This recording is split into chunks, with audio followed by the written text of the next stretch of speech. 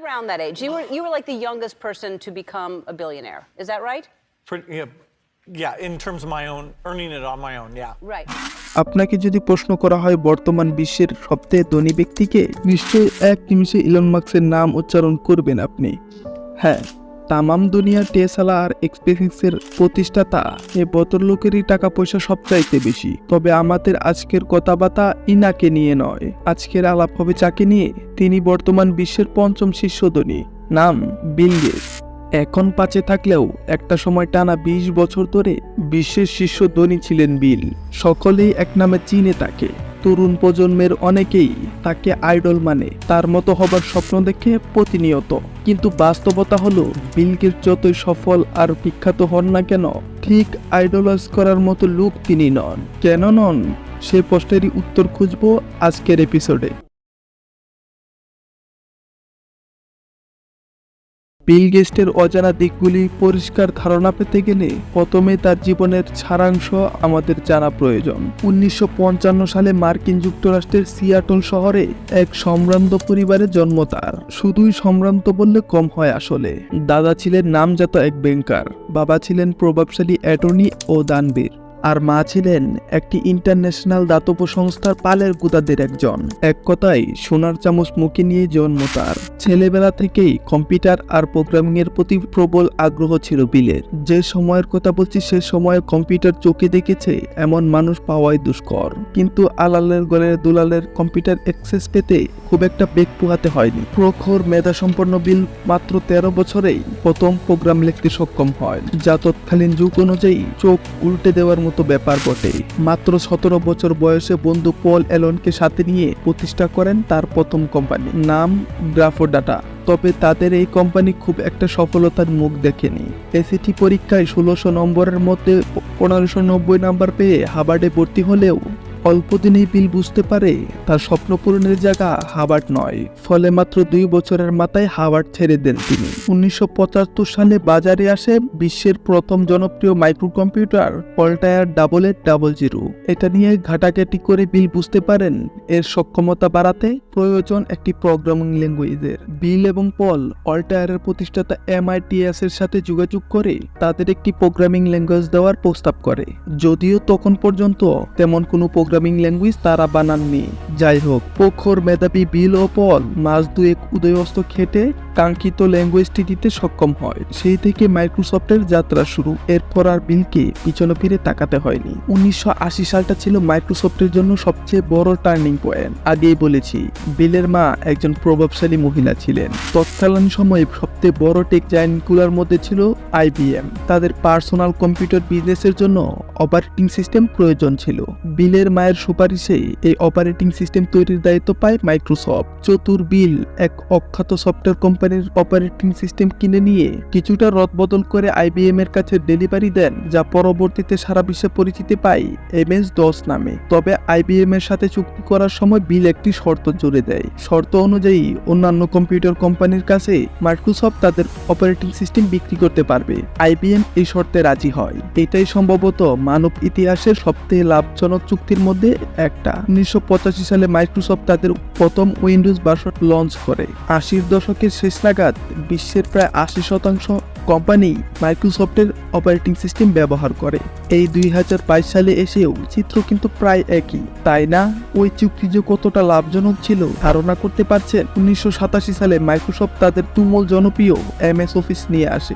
একে একে ছাড়া হয় উইন্ডোজ 2.0, উইন্ডোজ 3.0, উইন্ডোজ 95 এর মতো জনপ্রিয় অপারেটিং সিস্টেমগুলো। সেই সাথে ইন্টারনেট এক্সপ্লোরেটরের মতো জনপ্রিয় ওয়েব ব্রাউজার তৈরি করে তারা। এভাবে সফটওয়্যার ইন্ডাস্ট্রির একের পর এক শাখায় একচ্ছত্র আধিপত্য বিস্তার করতে থাকে মাইক্রোসফট। কেউ দাঁড়াতেই পারছিল না মাইক্রোসফটের সামনে। এমনকি চির প্রতিদ্বন্দ্বী অ্যাপেলের অবস্থাও তখন শোচনীয়। পুরো ইন্ডাস্ট্রিটাই কুক্ষিগত করে ফেলেছিল বিল গেটস। তবে এত সুখ কপালে সইল না বেশি দিন। চারদিক থেকে প্রতিবাদের ঝড় উঠতে থাকে। অভিযোগ উঠতে থাকে মাইক্রোসফট মনোপলি রুল ভঙ্গ করেছে, মার্কেটটা সম্পূর্ণ নিজের দখলে নিতে চাইছে, ছোট ছোট প্রতিষ্ঠান ধ্বংস করে দিচ্ছে। এভাবে চলতে থাকলে এই সেক্টরে থাকবে না প্রতিযোগিতা, থাকবে না নিত্য নতুন আইডিয়া, থাকবে না কোনো উদ্বোধনের মূল্যায়ন। ব্যাস মাইক্রোসফটের পতন শুরু। শেয়ার মূল্যে নামলো 10। বিল গেটসকে কোর্টে তলব করা হলো। তার আকাশ ছোঁয়া গরিমার কালির আঁচড় লাগা সেখান থেকে। সাময়িক দোষ সামলে মাইক্রোসফট তার আগের অবস্থানে ফিরতে পারলো ঠিকই, কিন্তু বিল তার আগের সম্মানের জায়গাটাই ফিরতে পারলো না। এটাই স্বাভাবিক, তাই না? সম্মান হারালে তাকে আর ফিরে পাওয়া যায়? তবে ওই যে কথায় আছে না, টাকা থাকলে বাঘের দুধও মিলে। আর বিল গেটসের আর চাইতো টাকার অভাব নেই নিশ্চয়। বিল নেমে পড়লেন তার হারানো সম্মান পুনরুদ্ধারের কাজে। মানুষের কাছে নিজের কোড ইমেজ কিভাবে তুলে ধরা যায় সে কাজে সক্রিয় হলেন তিনি। স্ত্রী মেলিন্ডাকে নিয়ে প্রতিষ্ঠিত করলেন Bill and Melinda Gates foundation, যা বর্তমান বিশ্বের তৃতীয় বৃহত্তম প্রাইভেট চ্যারিটেবল ফাউন্ডেশন। এই ফাউন্ডেশনের মাধ্যমে তারা প্রতি বছর মিলিয়ন মিলিয়ন দান করতে লাগলেন বিশ্বের নানান প্রান্তে। তবে চতুর বিল ভালোভাবেই জানতেন, যত মিলিয়নই দান করেন না কেন তা তেমন কোনো কাজে আসবে না যদি মিডিয়াকে নিজের আয়ত্তে না আনা যায়। যেমন বাবা তেমন কাজ। মিলিয়ন মিলিয়ন ঢালা শুরু করলেন মিডিয়া কভারেজে। এমনকি এখনো বিশ্বের প্রধান গণমাধ্যমগুলোতে দেখবেন বিল গেটসের বিশেষ সাক্ষাৎকার নেওয়া হচ্ছে, তাকে নিয়ে আলাদা টকশো করা হচ্ছে। বিল মিডিয়ার সামনে সামাজিক, অর্থনৈতিক, স্বাস্থ্যগত বিভিন্ন বিষয়ে তার মতামত ও ভবিষ্যৎ পরিকল্পনা তুলে ধরছে। হালামলে একমাত্র ইলন মাস্ক ছাড়া আর কোনো বিলিয়নিয়রকে কিন্তু এত বেশি মিডিয়ায় দেখবেন না আপনি। তার প্রতিষ্ঠানের অনুদানের বড় একটা খাত হলো জনস্বাস্থ্য। মার্কিন সরকার আর চাইনিজ সরকারের পর বিশ্ব স্বাস্থ্য সংস্থাই সবচেয়ে বড় অনুদান দিয়ে থাকে তার ফাউন্ডেশন। এর পিছনে বিল গেটসের স্বার্থ রয়েছে। গুড ইমেজ ক্রিয়েশনের ব্যাপার তো আছেই, সেই সাথে বিশ্ব স্বাস্থ্য সংক্রান্ত অনেক বিষয়ের উপর অনায়াসে নাক গলাতে পারেন তিনি। কোভিড মহামারী যখন চরমে ছিল তখন বিশ্ব স্বাস্থ্য সংস্থার বিভিন্ন সিদ্ধান্তে তার প্রভাব কেমন ছিল তা আমরা দেখেছি।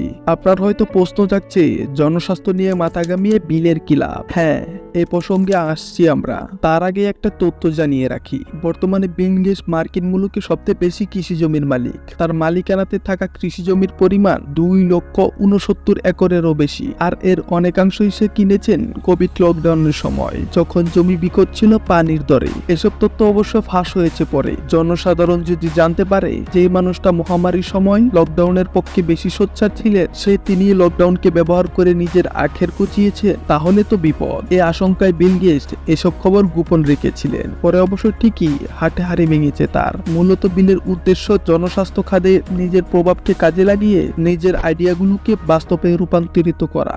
এত এত জমি তো শুধু শুধু কিনেননি তিনি। দেশের সবচেয়ে বড় ল্যান্ড ওনার হওয়ায় কৃষি ক্ষেত্রেও তার প্রভাব থাকবে। কৃষির সাথে জনস্বাস্থ্য যে ওতপ্রোতভাবে জড়িত তা কে না জানে। সেই সাথে বিভিন্ন জেনেটিক্যাল মডিফাইড খাবারে বিনিয়োগ করছেন তিনি। মানুষকে উদ্বুদ্ধ করেছেন কৃত্রিমভাবে তৈরিত মাংস খেতে। তিনি আর্টিফিশিয়াল আর সিনথেটিক খাবারেই পৃথিবীর ভবিষ্যৎ দেখতে পাচ্ছেন, আর তা গালবরে প্রচারও করছেন। স্বাস্থ্যক্ষেত্রে বিলের এমন মিলিয়ন মিলিয়ন ডলার অনুদান না থাকলে তার মতো এমন কম্পিউটার প্রোগ্রামার ও বিজনেসম্যানের হেলথ লেকচার কে শুনতো বলুন? ভবিষ্যতে এসব সেক্টরে ভিন্ন ধরনের কোনো বিজনেসের তালে আছে কিনা সেটাও ভেবে দেখার বিষয়। এই তো সবে কিছুদিন আগেই বিলের সাথে সংসার ছিন্ন করেছে মিলিন্ডা। এই ডিভোর্সের পিছনে অন্যতম কারণ কি ছিল জানেন? কুখ্যাত সেক্স অফেন্ডার JEE এর সাথে তার যুগ সাদস্যর খবর ফাঁস হওয়া। বিল গেটস এ ব্যাপারে সোজাসাপটা জবাব দেননি কখনো, এড়িয়ে যাবার চেষ্টা করেছেন বরাবরই। তবে একে আর ধামাচাপা দিয়ে রাখা যায়? এভাবে চলছে বিলের জীবন। বছরের পর বছর ধরে চেষ্টা চালিয়ে যাচ্ছে মানুষের হৃদয়ের মণিকুঠাই একটুখানি জায়গা করে নিতে। সফল হচ্ছেন কখনো কখনো, কখনো কখনো মুখ উপরে পড়ছে তার গোটা পরিকল্পনা।